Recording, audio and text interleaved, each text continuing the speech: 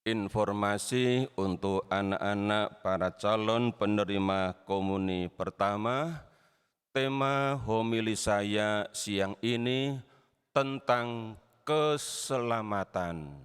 Silakan dicatat di buku.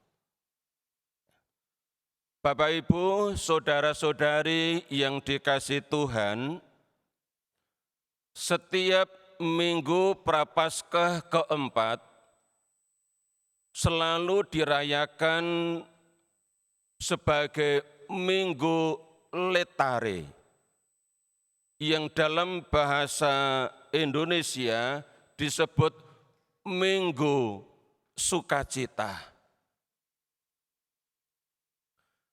Hari ini gereja merayakan sukacita.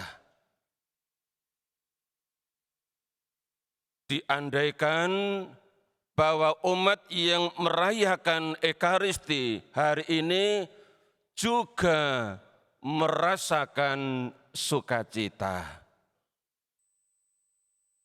Maka pertanyaan saya, adakah sukacita itu?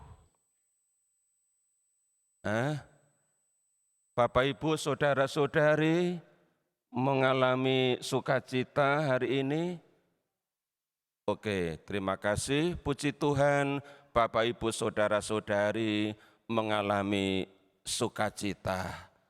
Saya tidak akan menanyakan sukacita karena apa, karena jawabannya tentu sangat subjektif.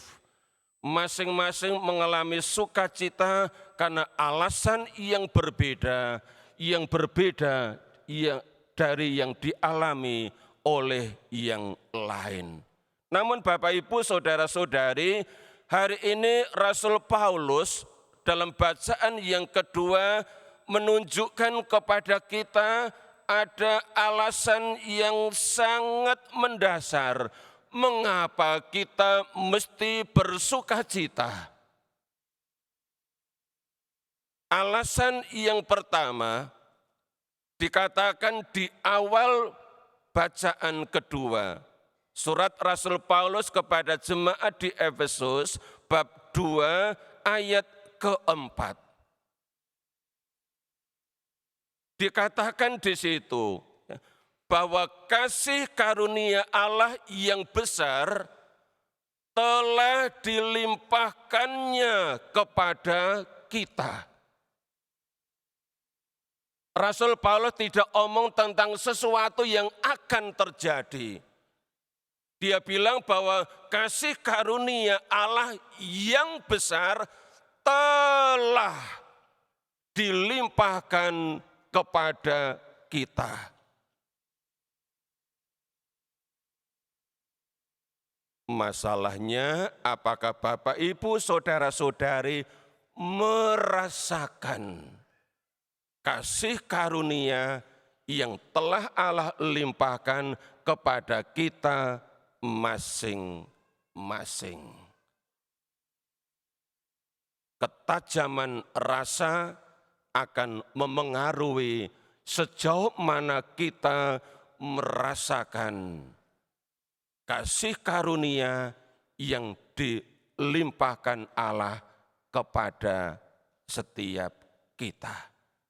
Ini alasan yang pertama, karena kasih karunia Allah yang besar boleh kita alami pribadi lepas pribadi. Alasan yang kedua ditunjukkan oleh Rasul Paulus di ayat yang ke-8. Bunyinya begini, sebab berkat kasih karunia Allah, kamu diselamatkan oleh iman. Jadi kita masing-masing diselamatkan oleh iman. Berkat kasih karunia itu. Pertanyaan saya, siapa yang menyelamatkan kita. Siapa nak? Siapa yang menyelamatkan kita? Siapa? Tuhan. Ada jawaban lain? Ya. Allah menyelamatkan kita. Jadi kalau dikatakan kamu diselamatkan oleh iman, maka pelaku yang menyelamatkan kita tidak lain adalah Allah.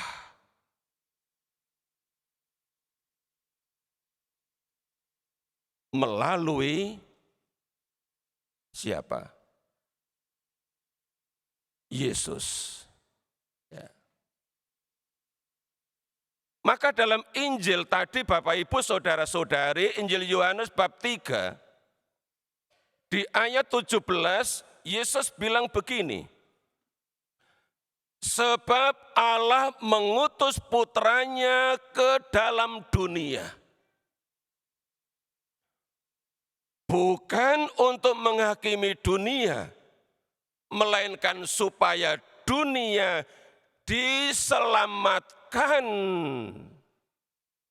melalui Dia. Dia ini siapa? Yesus, Putra Allah.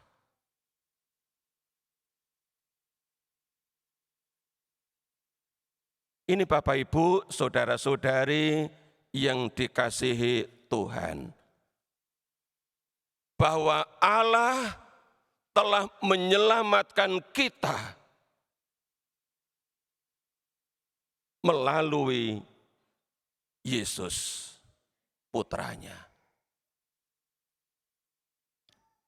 Oleh karena itu kalau kita diselamatkan oleh Allah melalui Yesus Kristus putranya, inilah sebenarnya yang menjadi alasan yang sangat mendasar, bahkan alasan yang terdalam, alasan yang terbesar, mengapa kita mesti bersukacita. Dan hari ini bersama Gereja Universal kita merayakan Minggu Letare, Minggu Sukacita. Karena kita semua tanpa kecuali telah diselamatkan oleh Allah. Namun Bapak Ibu Saudara-saudari, Rasul Paulus dalam bacaan kedua tadi mengingatkan kita begini. Perhatikan di ayat 8 bagian B. Keselamatan itu bukanlah hasil pekerjaanmu.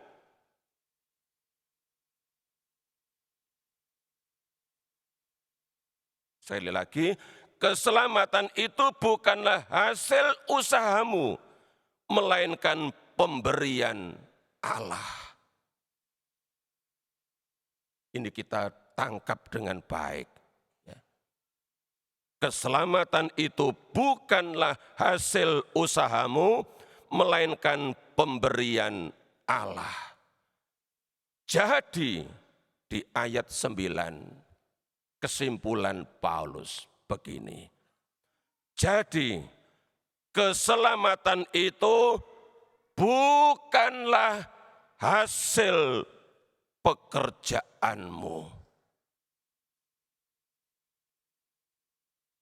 Nah, Bapak Ibu Saudara-saudari yang dikasihi Tuhan, kalau keselamatan itu bukan hasil usaha kita, keselamatan itu bukan hasil pekerjaan kita, tetapi pemberian dari Allah. Lantas apa yang mesti kita lakukan? Apakah kita bisa bermalas-malas? Kan keselamatan itu dikerjakan oleh Allah. Kan keselamatan itu pemberian dari Allah. Ngapain aku pergi ke gereja? Ngapain aku mesti berdoa? Ngapain aku mesti ikut kegiatan ini, kegiatan itu? Kan Allah pelaku keselamatan dalam diri saya. Rasul Paulus ingatkan lagi di kalimat berikutnya.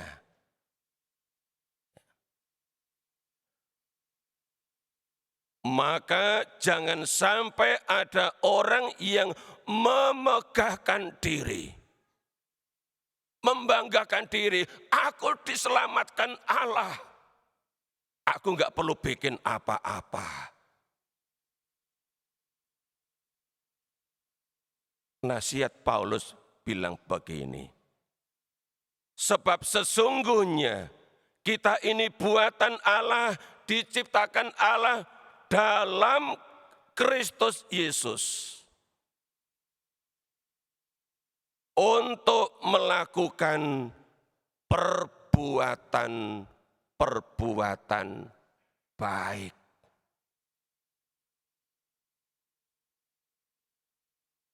Kita diciptakan dalam Kristus Yesus untuk melakukan perbuatan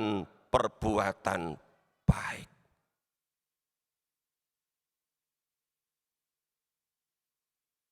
Jadi kalau Bapak Ibu pergi ke gereja, itu perbuatan baik.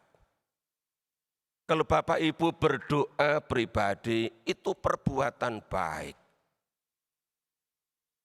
Kalau Bapak Ibu baca firman, itu perbuatan baik. Kalau Bapak Ibu menolong sesama, dia yang sakit, dia yang berkekurangan, itu perbuatan baik. Ada begitu banyak perbuatan baik yang mesti kita lakukan. Dan setiap perbuatan baik itu pasti benar. Maka yang melakukan perbuatan baik, dia melakukan yang benar. Yesus dalam Injil hari ini mengatakan begini. Bagian terakhir Injil hari ini, Yohanes 3 ayat 21. Siapa saja yang melakukan yang benar,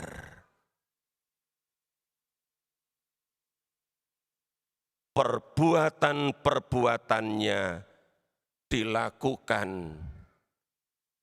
dalam Allah.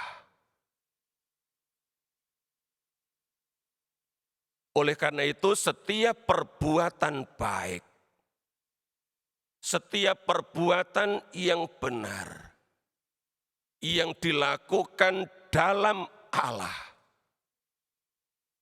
itulah bagian kita. Yang mesti kita lakukan, yang akan mengantar kepada keselamatan. Kita punya bagian sendiri yang mesti kita lakukan supaya yang namanya keselamatan benar-benar menjadi milik kita. Maka benar yang dikatakan oleh Santo Agustinus. Saya sering mengutip kalimat ini. Dia bilang, Allah dapat menyelamatkan manusia tanpa manusia.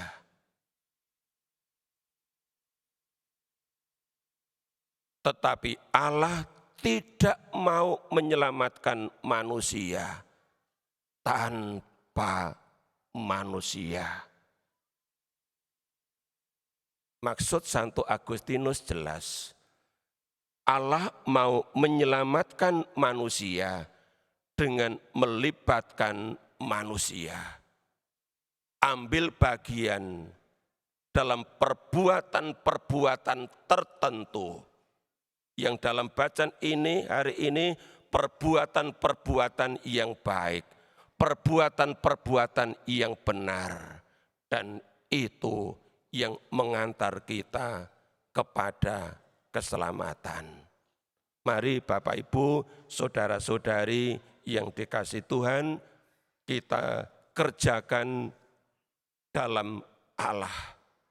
Kita kerjakan dalam kekuatan Roh Kudus apa yang baik dan benar dalam kehidupan kita sehari-hari, karena inilah yang mengantar kita kepada keselamatan. Tuhan memberkati.